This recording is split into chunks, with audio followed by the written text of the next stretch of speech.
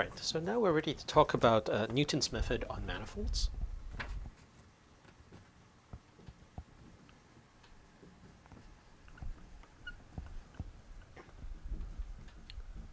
So let me go ahead and state the algorithm first. Okay.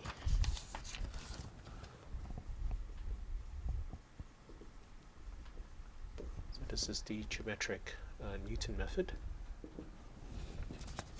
Vector fields.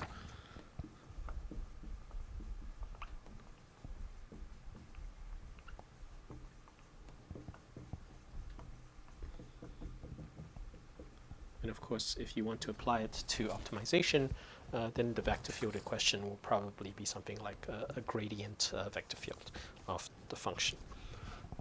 So let me state what we require. So we want a manifold M.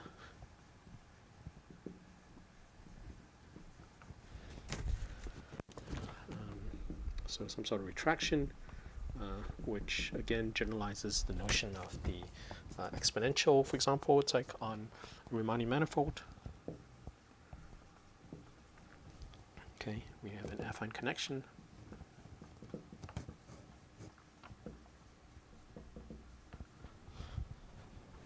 Nabla on M, and a vector field C on M. Okay, so this is basically a method to try to find basically zeros, it's like of this vector field, and the goal is to find a zero of the vector field. That is to say that some x on the manifold such that the vector field evaluated at the point x is equal to 0. Okay, and then your initial input is some initial iterate.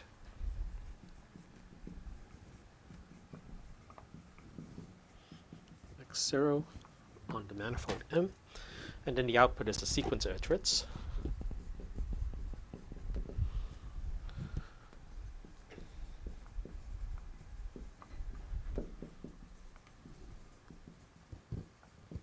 Xk.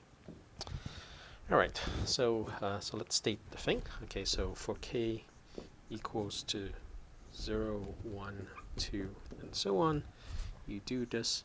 And of course, in practice, there's some sort of termination condition, be it maximum number of iterations, or it's like when the vector field is small enough, or when the again the cost function is sort of low enough, right? So there's some sort of condition for when you terminate this. So first thing you do is you solve the Newton equation.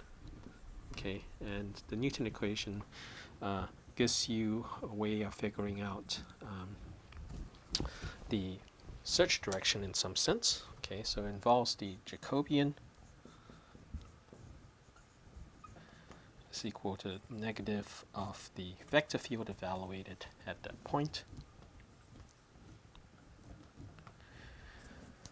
Okay, so you solve it for the search direction in some sense for the unknown.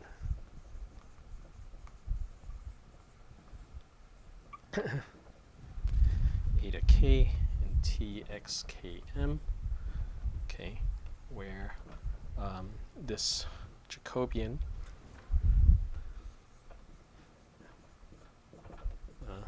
is defined the following way.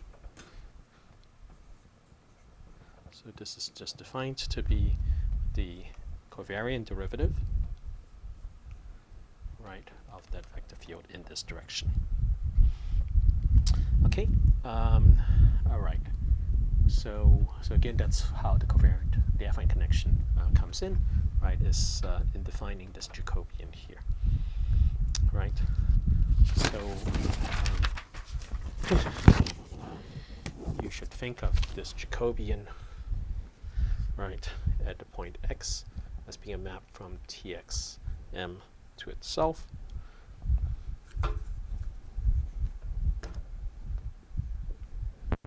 Right, and again it maps a vector, okay, to the covariant derivative, it's like in the direction of that vector of the vector field which you're provided with.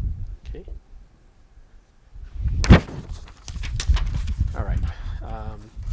So once you have this Newton search direction in some sense, you can set the new iterate xk plus 1 as just the retraction at xk applied to that direction. Okay. And then you end the for loop. Okay. So that's the basic structure. It's like of this geometric Newton method for vector fields. Okay. And so you'll see that it's fairly general in the sense that I have not really specified what type of retraction I'm going to have and what kind of affine connection here. All right, and the motivation, it's like, or the reason it's like for that level of ambiguity, of course, is that depending on the problem which you have, it's like, you know, you may obviously have you have many choices of retractions, and you of course have many choices of affine connections. So let me sort of make a few remarks about this. And the main remark is that, you know, it's like you're able to have this level of generality basically because the error analysis or the convergence analysis of this geometric Newton method is large. It's basically independent of the choice of retraction and the affine connection. Okay, so when we first introduced our discussion of affine connections, particularly in the context of matrix manifolds and, for example, embedded manifolds and quotient manifolds, the bottom line is that there are sort of nice expressions for the affine connection for embedded manifolds and quotient manifolds, particularly if the embedding space or the sort of the unquotiented space is a Euclidean space. Okay, so of course in Euclidean space it's like it's natural to just use the sort of Euclidean structure. It's like that gives you a very natural choice of an affine connection. It's easy to compute, right? And because the affine connection, it's like on a Riemannian embedded submanifold or sort of a quotient space of a of a Riemannian quotient space of a Euclidean space is easy to compute. On one hand, it's like using projections, it's like or restrictions in some sense. You know, it's like it's natural in the context of this thing to continue to use Riemannian affine connections, sort of the Riemannian connection, otherwise known as the Levi-Civita connection, just because again it's very easy to compute in many important applications. Okay, but the retraction, okay, of course, is taking the place of the Riemannian exponential, and the Riemannian exponential is still hard to compute. Okay, so so what happens in practice is that you know, it's like for this geometric Newton method, what happens in practice, again, particularly applied to these Riemannian sort of matrix manifolds, it's like which we've been discussing. The tendency is to use the Riemannian or Levi-Civita connection here, but to use sort of a more general retraction. It's like for the retraction. Okay, so so that's sort of the remark. So let me state the remark here. So in practice, right, use the Riemannian connection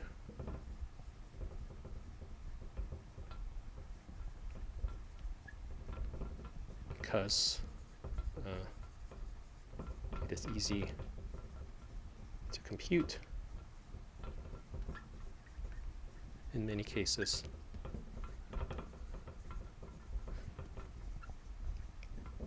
But use a general retraction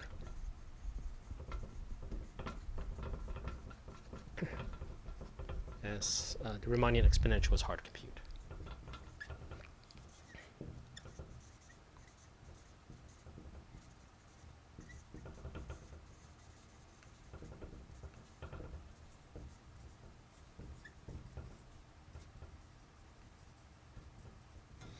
Okay. All right. So all right. So anyway, so that's sort of the general setting here. And what sometimes happens is that instead of doing this full retraction, you can incorporate some of the ideas, it's like which we had with line searches, right? So if you recall, it's like with when we were discussing first order methods, right? If you have give me a search direction, right? I can use the retraction. It's like to evaluate the function. It's like a long sort of, it's like a one parameter curve. It's like on the manifold. And then I can use, it's like various types of line search type ideas, right, to try to optimize that function value. Okay, so something similar happens in the context of Newton method. So instead of using the Newton method, it's like to construct the Newton sort of direction and then taking just sort of essentially one full step, it's like in the Newton direction with the retraction.